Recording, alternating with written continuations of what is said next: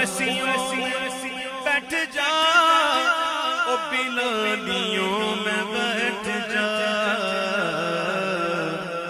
طلب ہے کچھ تو طلب ہے کچھ تو بے طلب سوالیوں میں بیٹھ جا طلب ہے کچھ تو بے طلب سوالیوں میں بیٹھ جا یہ معرفت کے راستے ہیں اگلے دل کے واسطے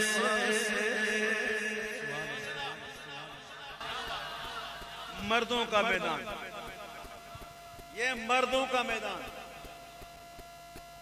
مجھ جیسے مخنث ہوا کام ہی نہیں قسم سے یہ مردوں کا میدان ہے خود کو مارنا ہوتا ہے مر جاؤ موت سے پہلے مرنا آسان وہ جو ایسا کر لیا تو پھر وہ بات تو تب بنتی ہے نا ہماری تو میں نہیں جاتی کہ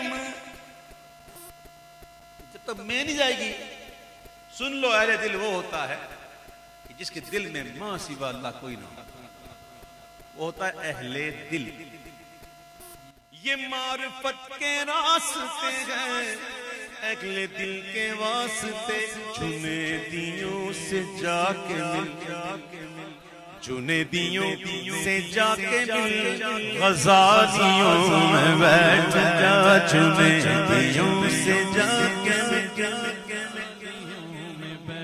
جا جنیدیوں سے جا کے غزالیوں میں بیٹھ جا ہر ایک سانس پر جو ان کو دیکھنے کی ہے طلب حضرت شیخ عباس مرسی رحمۃ اللہ تعالی علیہ وہ فرماتے ہیں کہ مگر ایک لمحے کے لیے بھی حضور میری آنکھوں سے اگر اوجھل ہو جائیں تو میں خود کو مسلمان نہ سمجھوں ایسے بھی ہیں ایسے بزرگ بھی ہوتے ہیں ہما وقت حضوری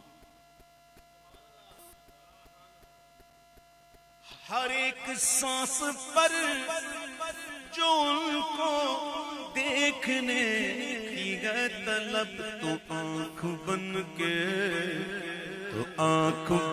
کے ان کے در کی جالیوں میں بیٹھ جا تو آنکھ بن کے ان کے در کی جالیوں میں بیٹھ جا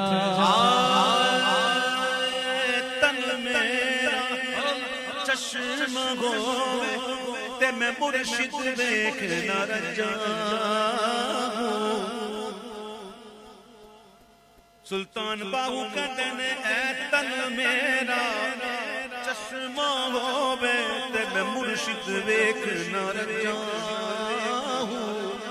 اے لولو دے مڈ لکھ لکھ چشمہ باہو ہک کھولا ہک کجا ہک کھولا ہک کجا اتنا ٹھیا منو سب نیا بے تے میں ہور کی تیبل بجا ہوں مرشد دا دیدار باہو مینو لکھ کروڑا ہزار آنکھ بن کے ہوں گے در کی جالیوں میں بیٹھ جا آنکھ بن کے ہوں گے در کی جالیوں میں بیٹھ جا درود پڑھ نماز پڑھ پر عبادتوں کے راز صرف درود پڑھ نہیں صرف نماز پڑھ نہیں بلکہ راز بھی پڑھ یہ راز کسی کو نہیں معلوم کہ مومن قاری نظر آتا ہے حقیقت میں قرآن راز بھی تو پڑھو نا شیطان نے عبادت کم کی تھی اس کے پاس علم کم تھا کیا راندہ بارگاہ کیوں ہوا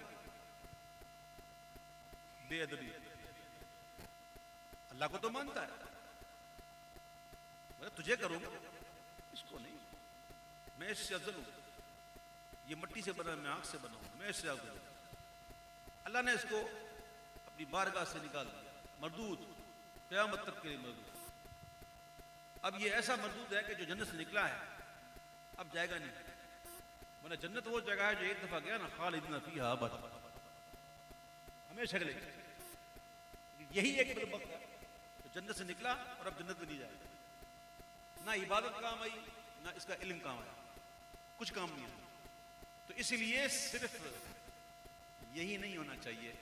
مظفر وارثی کہتے ہیں کہ سن ویر، درود پڑھ، نماز پڑھ، پر عبادتوں کے راز پڑھ. صفیں تو سب بچھی ہیں، صفیں تو سب بچھی گئے، عشق والیوں میں بیٹھ جا. صفیں تو سب بچھی گئے، عشق والیوں میں بیٹھ جا.